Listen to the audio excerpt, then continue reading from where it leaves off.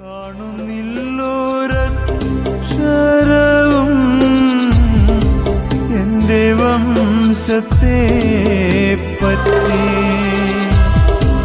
കാണുന്നുണ്ടനേക വംശത്തിൻ ചരിത്രങ്ങൾ.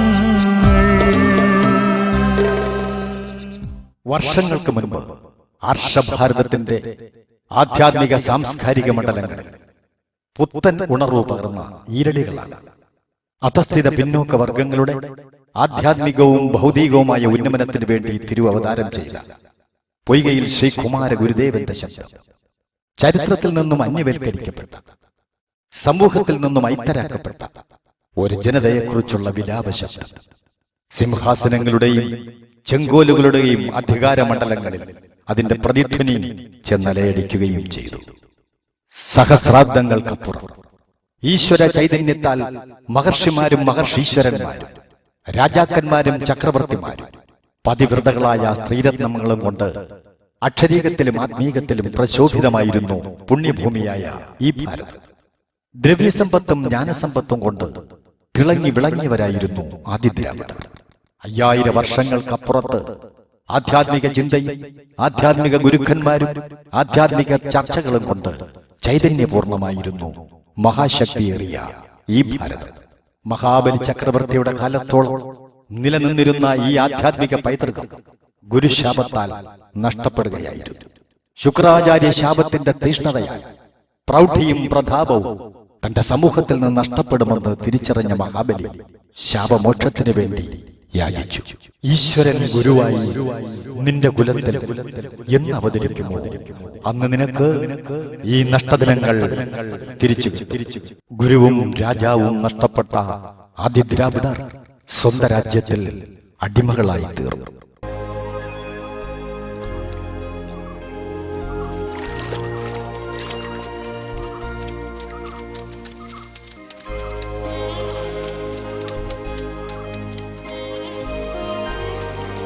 കാടുവനാന്തരങ്ങൾ അവർക്ക് പാർപ്പിടമായി.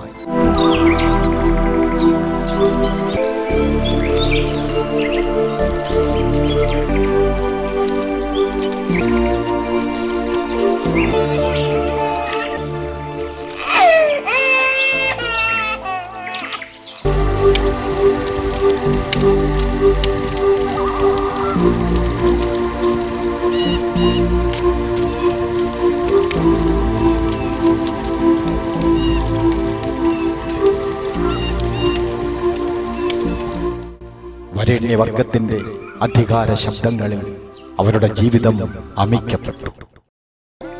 നാവടക്കം ചെയ്യപ്പെട്ടവരായി കഴിഞ്ഞിരുന്ന കീഴാള ജനതയെ വിവിധ തരത്തിൽ കൊല്ലുകയും കൊലയ്ക്കുകയും ചെയ്തു. 3 ആഴി നെല്ല് കൂലിക്ക് വേണ്ടി 3 മൂവന്തിയോളം അവർ പണിപ്പെട്ടു.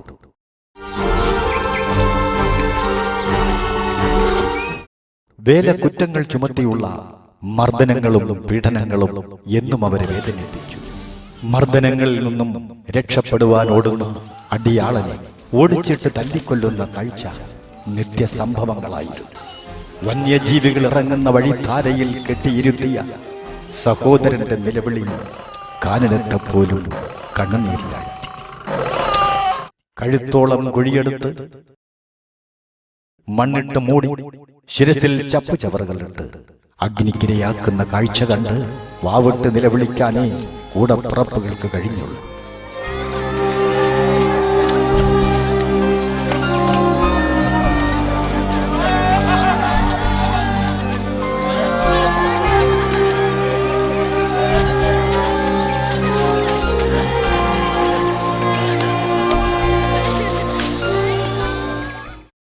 കാളയോടും പോത്തിനോടും ഇണചേർത്ത് പാടങ്ങളിൽ ഉടുമ്പോൾ നുകത്തിൻ കീഴിൽ അവൻ അനുഭവിക്കുന്ന വേദന വാക്കുകൾക്കതീതമാണ്.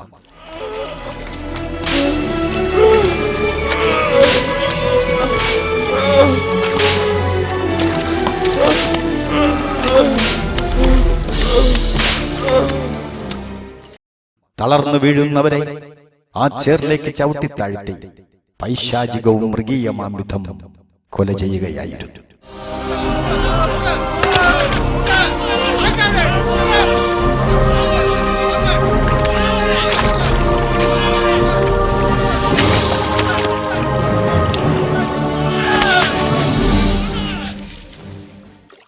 ചോരക്കുഞ്ഞിനെ വൃക്ഷക്കൊമ്പിൽ തൊട്ടിലിട്ട ശേഷം ഞാറുനടുന്ന അമ്മമാരുടെ വേദന സഹിക്കാവതല്ലായിരുന്നു.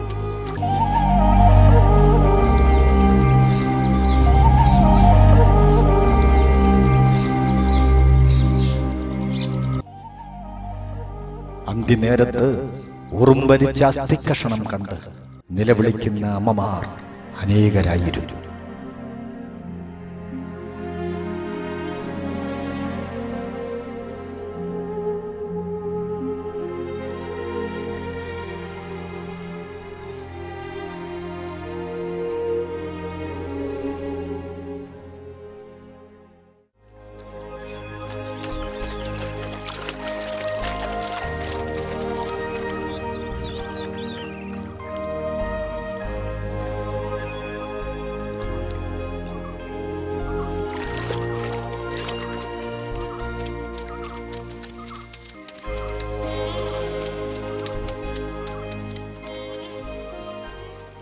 പാടത്തിന്റെ കൂണിൽ കുഴിമാന്തി കഞ്ഞു കുടിച്ച നാളുകൾ നമ്മുടെ ഓർമ്മകൾക്കും അന്യമല്ല.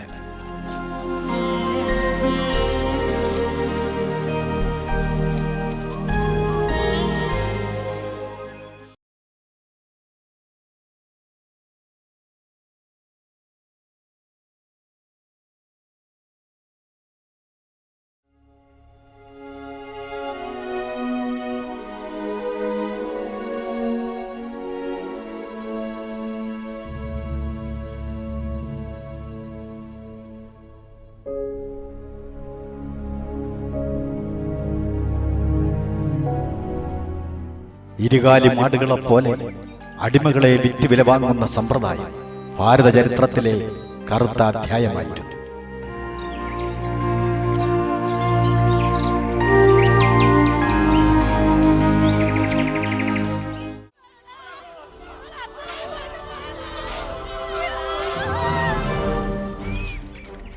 അപ്പനെ ഒരു ദേശത്തും അമ്മയെ മറ്റൊരു ദേശത്തും വിറ്റ് വില വാങ്ങുമ്പോൾ അനാഥരായ മക്കളുടെ നിലവിളിയും പങ്കശബ്ദവും അന്തരീക്ഷത്തിൽ പ്രതിധ്വനിച്ചു. ഓടുമരത്തിനുള്ളിൽ നിന്നും വിശപ്പും ദാഹവും സഹിക്കാതെ കരയുന്ന ഇളയ കുഞ്ഞിന്റെയും ആശ്വാസത്തിന് വകയില്ലാതെ അപ്പനും അമ്മയും പോയ വഴി നോക്കി പങ്കം പറഞ്ഞ മൂത്ത കുഞ്ഞിന്റെയും വിലാപങ്ങളിൽ മനസ്സലിഞ്ഞ സർവശക്തനായ ദൈവം അവരോട് വാക്കും വഴിയും പറഞ്ഞു. കരയേണ്ട മക്കളെ, കാലത്തിന്റെ അന്ത്യത്തിൽ നിനക്ക് നഷ്ടപ്പെട്ടു പോയ അപ്പനും അമ്മയുമായി വന്ന് ഞാൻ തന്നെ നിങ്ങളെ രക്ഷിച്ചുകൊള്ളാം. അനാഥ മക്കളോട് പറഞ്ഞ വാക്കും വഴിയും അനുസരിച്ച് ശുക്രാചാര്യ വാക്കുകളുടെ പൂർത്തീകരണത്തിനായി ജഗന്നിയന്താവായ സർവശക്തൻ പൊയ്കയിൽ ശ്രീകുമാര ഗുരുദേവനായി തിരുവവതാരം ചെയ്തു. 1000 ആണ്ടുകളായി അസ്പൃശ്യരും അധസ്ഥിതരും ചണ്ടാളരുമായി കഴിഞ്ഞിരുന്ന ആദ്യർ സന്തതികളെ വീണ്ടെടുത്ത് അവരുടെ ആധ്യാത്മികവും ഭൗതികവുമായ ഉന്നമനത്തിനു വേണ്ടി പൊയ്കയിൽ ശ്രീകുമാര ഗുരുദേവൻ സ്ഥാപിച്ച വർഗവർണ്ണരഹിതമായ മതസംഘടനയാണ് പ്രത്യക്ഷ രക്ഷാ ദൈവസഭ അഥവാ PRDS.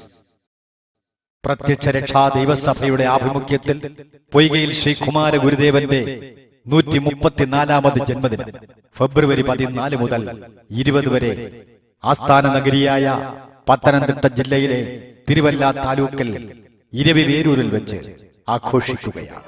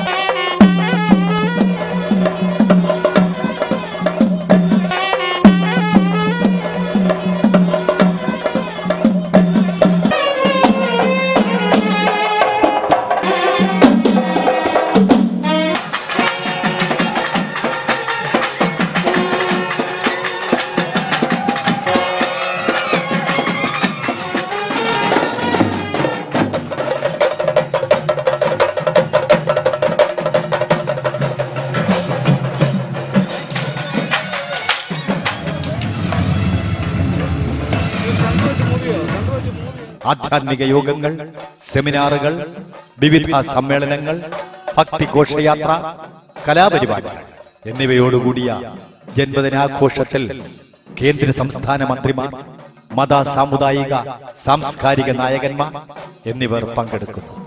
പ്രസ്തുത ആഘോഷ പരിപാടികളിലേക്ക് ഏവരെയും ഞങ്ങൾ ഹാർദവമായി ക്ഷണിക്കുകയാണ്, സ്വാഗതം ചെയ്യുകയാണ്. അതോടൊപ്പം തെക്കൻ മേഖല യുവജന സംഘത്തിന്റെ ജന്മദിനാശംസകൾ.